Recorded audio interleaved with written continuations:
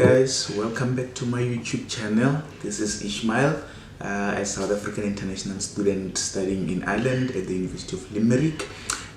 So today I thought I should make a video for those prospect international students that are probably going to come to Ireland in the next academic year. So I thought I should make a video of some of the top 10 culture shocks that you can expect in Ireland. Now this is some of the things that personally they shocked me, but I feel like they could be handy to anyone who would ever come to Ireland, because I feel like it would have been very helpful if someone had told us some of these things before we got here. So I'll do my top 10 list, and I hope you find that helpful. So stay tuned and please subscribe to my YouTube channel if you haven't yet, and hit like on the other videos that are on the channel as well. So without further ado, let's get to it. At the bottom of the list, number 10 for me, I think it was the currency. It's a basic thing that obviously that if you go into a foreign country, you are going to use a different currency, right? So where I come from, South Africa, we use South African rands, and then here they use euros, and the exchange rate by the time I got here was like €1 was like 16 South African rands. So before I got used to the value of money here, I kind of like had to I kept converting in my head. So if they say like something is €2, I had to convert. Okay, that means 32 rand. Is that expensive or is that cheap? And for a while I struggled with that, until at some point I had to just think about the value of money basically here, to say I remember trying to buy bread, and the bread was like 69 cents, and I thought, okay, if one bread is like 69 cents and I have €100, how many breads can I get with that? And that is a lot of breads. So that's when I kind of figured, okay, the value of money here is like this, and €1 is too much for something like this, or it's too cheap for this. So just be prepared for that. And if you're coming from any other country you're coming from, do not keep converting to your local currency or your home country currency, because you will struggle for a while. Just kind of try to adapt and get used to how things are here. And with €9 what you can get, and with €2 what you can get. Some things are expensive and some are cheap and reasonable, but you'll get the hang of it, so don't worry much about it. That's why this one is on my top 10. And then number 9 for me was personally the weather. I mean, we all know that the European weather is cold, it's always freezing, as you've seen in the movies, but whoa, when you actually get here, the actual experience is something else. When we got here in September, it was still winter and it was freezing. I mean, it was actually not yet winter, but it was freezing. It was so cold, and the weather, the coldness, you can expect it, it's going to be cold, but the randomness of it is what for me shook me the most, because like we'll wake up in the morning and it's all bright and shiny outside, and then when you take a shower, by the time you decide to go to class, it's heavily raining. You're in class, and then by the time you get out, it's sunny again, or it's windy. So the weather randomly can have all seasons in one day, basically. For example, watch I'm gonna play a video. Watch this video now. Sun is out now, but soon, anytime from now, it's gonna start raining. See, we've got jackets, we're prepared for the unpredictable weather, umbrellas ready, everything. So as you can see now in this video, this was a few days after I landed in Ireland, and me and my friends were going out shopping. It was sunny, it was nice, and it was everything. But then here is another video that I'll play if you check just down there.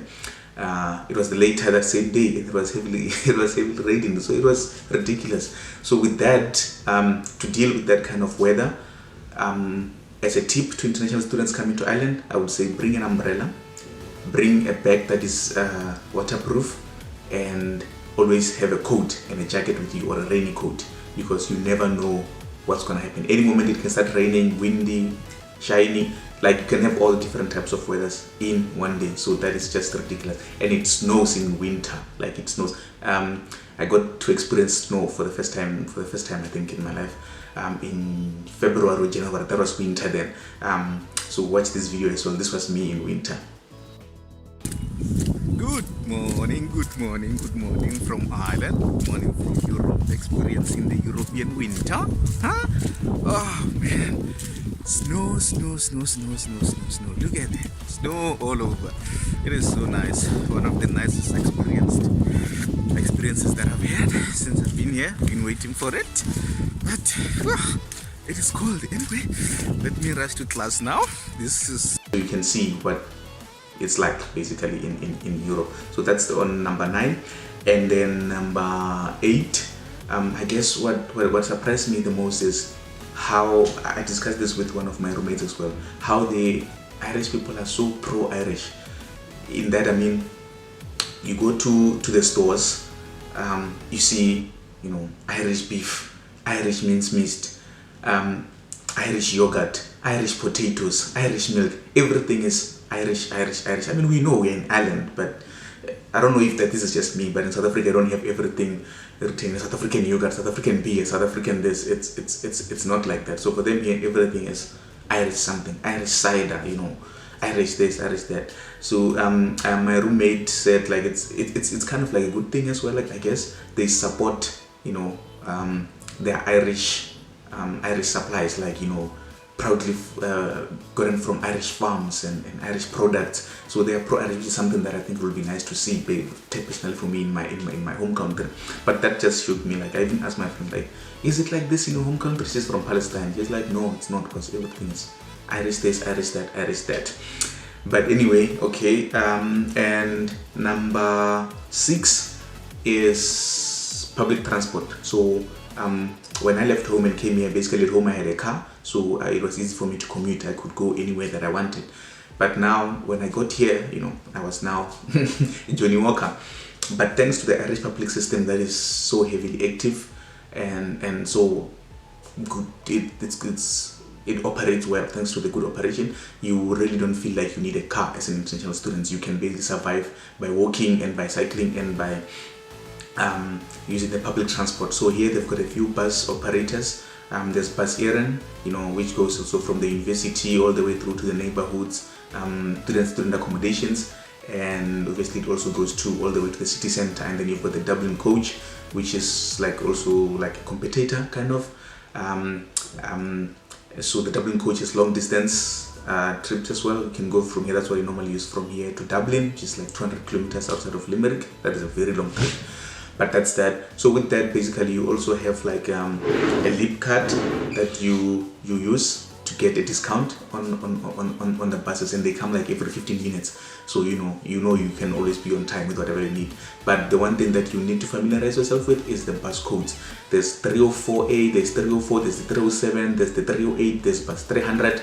So you have to familiarize yourself with those codes in order to make sure you get onto the right bus. I mean, they all end up at the city center, most of them, but some take longer routes, while some take shorter routes, and some passes by some complexes and shopping centers and malls, while others don't. So you just need to familiarize yourself with the codes. But that is also fine. You can find those. They all have apps. So Dublin Coach has its own app, and Bus Erin has its own app. You can check the schedule, what time the bus is coming, and it will get you where you're going and what time. They're usually punctual and on time. So that's that. And then number 6. For me, this is also one of the things that really shook me. Coming from South Africa, there's a few things that are basic, that are considered basic, and we don't pay for those things. And here in Ireland, I realized we pay for the most basic things, which is something that I really don't understand and I struggle with. For example, I'm going to give you a few examples. When you're staying on campus here, if you check my other video, I was staying at Kappa Villa Village, which is on campus, village that's on the opposite of the Living Bridge. You have to pay for laundry. It's like 3 euros for washing, 3 euros for drying. That's like 6 euros. So if you want to split your clothes as well into, you know, different colors, that means multiple loads, and that means you have to pay like probably 10 or 12 euros to do all your laundry. So that is expensive, because where I come from, laundry is free. You're just supposed to have, you know, public laundry rooms, and every student, especially those staying on campus and they're international students, they can simply just go and wash their laundry for free. And also, if you lock yourself out of the room and you have to call security to come and help you, they charge you 10 euros. I mean, these things happens. Even when it's like an electronic fault, they'll say, no, it's your fault that you locked yourself out of the room. You must always have your key card, and also you have to pay 10 euros, which is a lot of money. And another thing that I found that we had to pay for was for air. You know, when you go into the fuel station and you want to pump your car or your bicycle, here in Ireland, you basically have to pay 1 euro for 5 minutes of air, which is that is for me, it's ridiculous. I mean, it's air. Why are we paying for air? So some of those basic things that we shouldn't pay for are paid for here in Ireland, and the Irish people seem to be okay with it. But for me, it was not.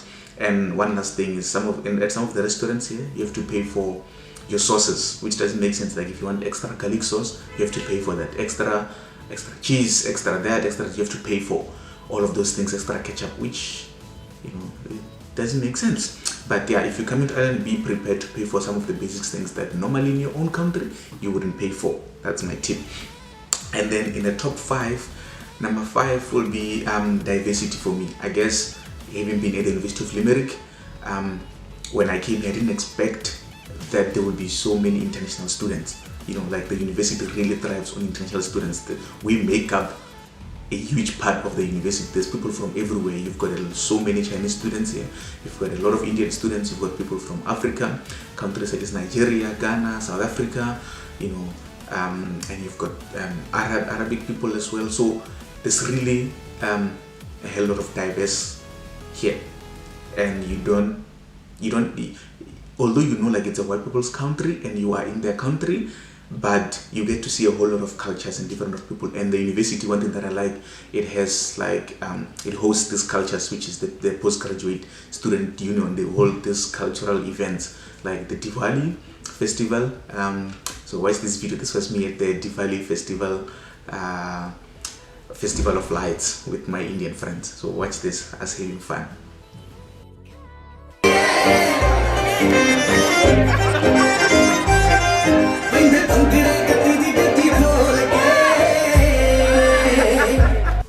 So you see, that's one of the events. And then we also attended the Afro night, where basically all people from African countries, we get there and we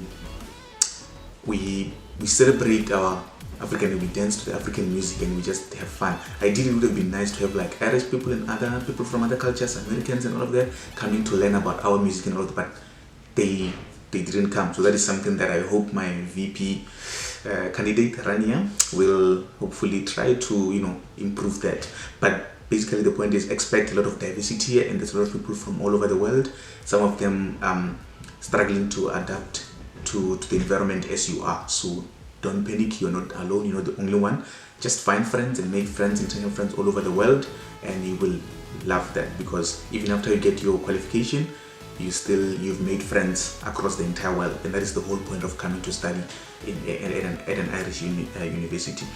And then at number 4, it will be that the Irish people are so unbothered and so relaxed. Like there's patience here, which is something that shoot me as well, because things take time here. So I remember when we first got here, we had to pay for, we had to open bank accounts, obviously, with the banks here, and that was a long process. That was a very long process. It took almost the entire month for us to get our bank accounts. So hence I'm saying things take time here. After you get your letter from the university, from the international division, that you are a student here and you can, you are going to study here for a certain period, you're going to study for 1 year for this course, and you get the letter of the proof of residence from your landlord as well, and then you take those to the bank of your choice. So the good thing is with banks here, you don't pay for any charges whatsoever. As a student account, don't pay for any charges. So now when you get to the bank will request all the documents from you. Sorry, I kind of got interrupted there. My camera stopped recording, I don't know why. But as I was saying, so the bank will basically request your documents, your passport, your course acceptance letter, your address letter as well from your landlord that you'll get. So they will request that. And again, here's where it frustrates me. They'll tell you it takes 5 to 7 working days for them to process you to open an account, and then after that, once your account is open, they will take another 3 to 5 working days to send you your bank card, and they send it by mail, and then they split it. So they send the card first, and then later on they send your bank PIN by post. So they send those in different days. So it basically takes you like 2 to 3 weeks for you to get a bank account. So be prepared for that, because for me that was shocking. From back home, you just basically go into the bank and produce all your documents, and within few minutes or within hours you get your bank account and you can start putting money in it. So if you're gonna come to Ireland, I guess the idea that things take long here kind of forces you to become patient. I had to learn to become patient here. It took me a while, but I had to learn this is how things are done here, and the Irish people are just at peace with that. They accept that. They don't question a lot of things. If you tell them it takes 7 days, it's fine with them. They will wait that 7 days. So patience. If you're not a patient person and you're coming here as an international student, be prepared to learn to be patient, because otherwise you'll always be frustrated. Things take time in Ireland. Their systems are not the best as it seems. So that's number 4. And number 3 is the beautiful sceneries in the country. As you know, this is an island, so it's always raining like throughout the entire year. So the island is so green, like everywhere through the entire year. It's green, it's beautiful. There's beautiful places like the cliffs of Moher. So one of the beautiful places that you actually need to visit when you are in Ireland. And here in Limerick, you've got like King John's Castle. They've got a lot of cathedrals that you can go to, and they've got a lot of museums. And you've got the beautiful Shannon River running from throughout the entire country, passing through the University of Limerick and passing through the city. So you've got beautiful places. You've got Galway, which they call it the culture heart of Ireland, because it is so Irish there. I went there in December with my friends for the Christmas market, and it was just so beautiful. If you're gonna come here, definitely visit Galway. And you've got Killaloo, which they call it the garden of Ireland, because it's so beautiful. And you've got Dublin, which is the city center. You've got Cork as well. So there's a lot of places that have got a very beautiful sceneries that you should visit definitely when you are in Ireland. And it's just never enough. I feel like I still haven't traveled enough, obviously because of COVID-19 as well. So if you're gonna come, just expect to have a lot of places. You have your camera if you do have one, and always have your phone ready, because there's always something beautiful to take pictures of. You've got nice graffitis in town, beautiful iconic buildings, so you always want to take a picture everywhere you go. So that's number 3, the scenery. And number 2 is opportunities. This is for me one of the reasons why I actually took the chance to apply to come and study in Ireland, because the word opportunity came up a lot in all of the videos that I was watching for the University of Limerick and Ireland in general. The word opportunity. And I thought, nah man, that can't be, that's too good to be true. But I've got to say, since I've gotten here, there really is a lot of opportunity, especially for students, because I'm speaking from a student's perspective. I'm not a working class. So for students, there's a lot of opportunities, definitely. I've seen that. So at students here, a lot of shops prioritize hiring students. A lot of my friends are working at, either at Spa, at Dance, which are some of the stores here, with Aldi or at Lidl. You can either work in restaurants, in hotels. Obviously, they pay you the minimum wage. But my point is, you can make a living here as an international student. You don't have to worry about not being able to survive. So if you can get here, and you can learn jobs, part-time jobs or full-time jobs, and that is on a small scale. And on the bigger scale as well, in Ireland, there's like a lot of big tech companies that have their headquarters here. For example, you have Apple that has its big offices in Cork. You have Johnson & Johnson here in Limerick, which is also quite a big multi-million company. And you've got Facebook is also opening up its offices in Dublin. You've also got Vodafone, which has got its headquarters in Dublin as well.